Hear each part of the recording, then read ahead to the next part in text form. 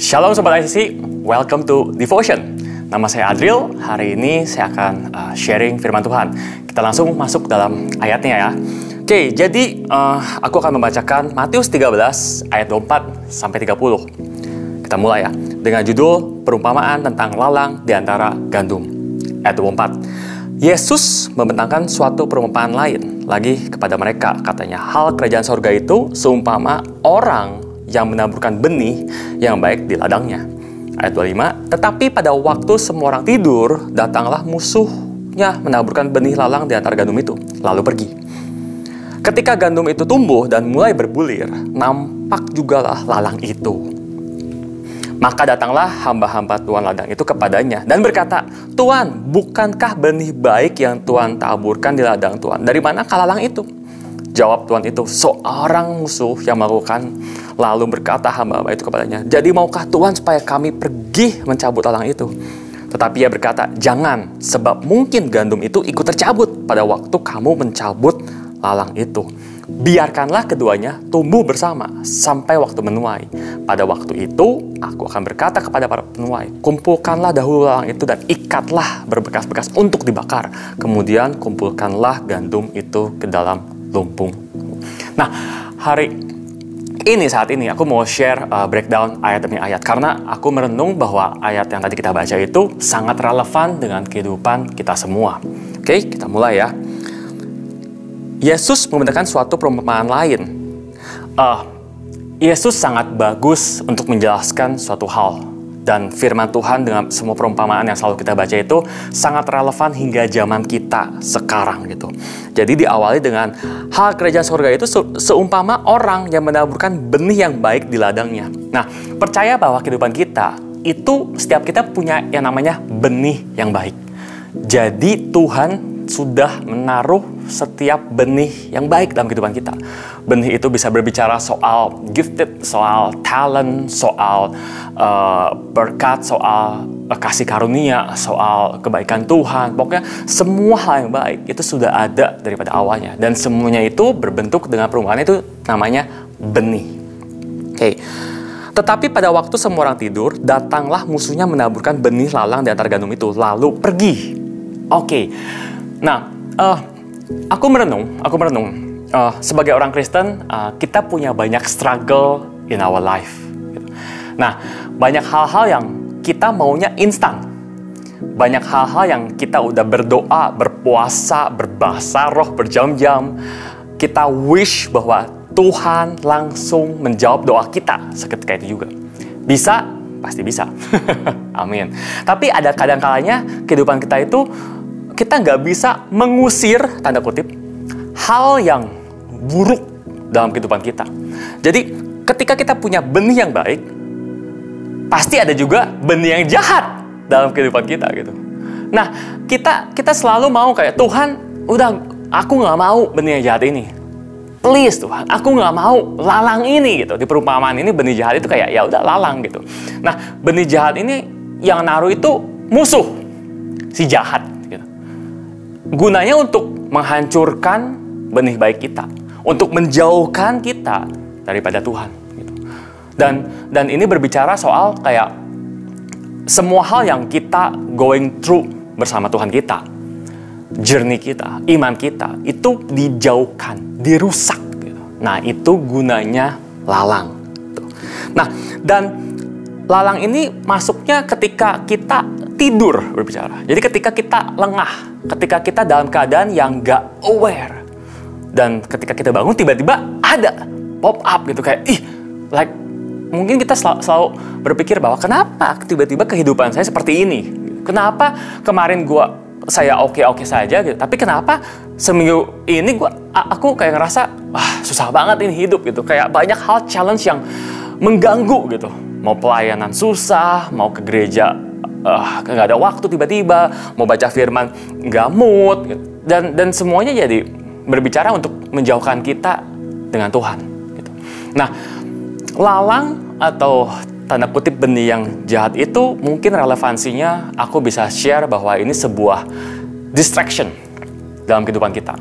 Pokoknya hal-hal yang membuat kita menjadi nggak fokus, hal-hal yang memperburuk keadaan kita, hal-hal yang menghambat pertumbuhan benih baik kita.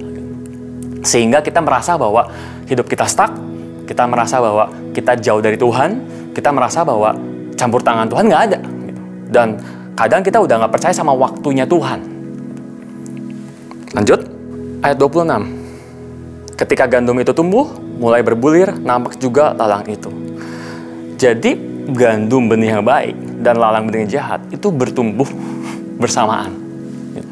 Dan respon hidup kita, reaksi hidup kita, itu sewajarnya adalah kita langsung mau mencabut lalang tersebut. Jadi, di sini aku mau share poin yang penting adalah kehidupan manusia itu ada reaksi dan ada respon. Nah, reaksi itu adalah hal yang natural. Reaksi itu adalah hal yang manusiawi. Contoh, ketika kita nonton film horor dan kita ketakutan. Ketika kita dikagetkan oleh sesuatu yang membuat kita shock dan muka kita tiba-tiba gitu. Dan itu namanya reaksi. Dan itu semuanya natural. Dan itu langsung, ya udah, instantly udah DNA kita. Dan reaksi itu ketika kita takut, kita pasti mau melindungi. Tapi di sini yang Tuhan ajarkan dalam perumpamaan ini adalah kita punya kuasa dalam hal respon ternyata. Kita bisa disiplin untuk mengambil langkah selanjutnya, yaitu respon. Nah, reaksi kita adalah ya udah, kita langsung mau cabut, kita langsung mau buang semua hal-hal yang buruk gitu. Kita mau jauhkan semuanya hal buruk, which is yang ya benar juga gitu. Tapi dalam cerita ini, dalam timingnya Tuhan, kadang-kadang ada perbedaan pengertian antara waktu kita dengan waktu Tuhan. Dan selalu ada maksud dan tujuan penjelasan yang Tuhan inginkan. Di sini menariknya adalah Tuhannya bilang, intinya jangan dicabut dulu. Karena kalau kamu cabut lalang ini, nanti gandumnya ikut tercabut. Jadi ketika kita punya respon panik dan ketakutan, ketika kita ingin memperbaiki semuanya, mungkin dengan control root kita gitu, yang kita ingin semuanya oke, looks-nya oke semuanya. Tapi kadang kita nggak bisa bedain ketika kita mau membuang itu apakah gandum atau lalang. Dan di ayat terakhir yang kita baca tadi, Tuhan mau bahwa waktunya itu adalah waktunya Tuhan. Tuhan akan kasih tahu kapan kita menuainya, kapan kita membuang dan membakar lalang tersebut, sehingga kita bisa menuai gandumnya. Nah, aku akan tutup dengan sebuah konklusi bahwa di dalam kehidupan kita, banyak hal yang mungkin kita nggak suka, seperti lalang, hal-hal yang buruk gitu. Dan sangatlah normal untuk kita langsung mau back off dan get away from it gitu. Tapi di sini ada hal respon yang tujuannya menurut aku ini untuk pendewasaan rohani kita, pendewasaan iman kita, dan rasa percaya kita sama Tuhan gitu. Ini butuh yang namanya mungkin adalah sebuah gesekan gitu. Jadi lalang dan gandum bertumbuh bersamaan, menurut kita tidak baik. Tapi menurut Tuhan ini ada tujuannya. Karena ketika kita bisa bertumbuh bersama, ketika kita bisa mengalami gesekan itu, dan ketika kita bisa belajar banyak dan belajar bertahan, di situ Tuhan bisa berbicara banyak. Aku berpikir seperti ini. Ketika kita hidup, di dalam sebuah komunitas, di dalam bisnis atau sekolah atau apapun, ingat atau enggak, pernah nggak mengalami bahwa the whole year, setahun kita ke depan, kita hidup berdampingan dengan orang yang menyebalkan.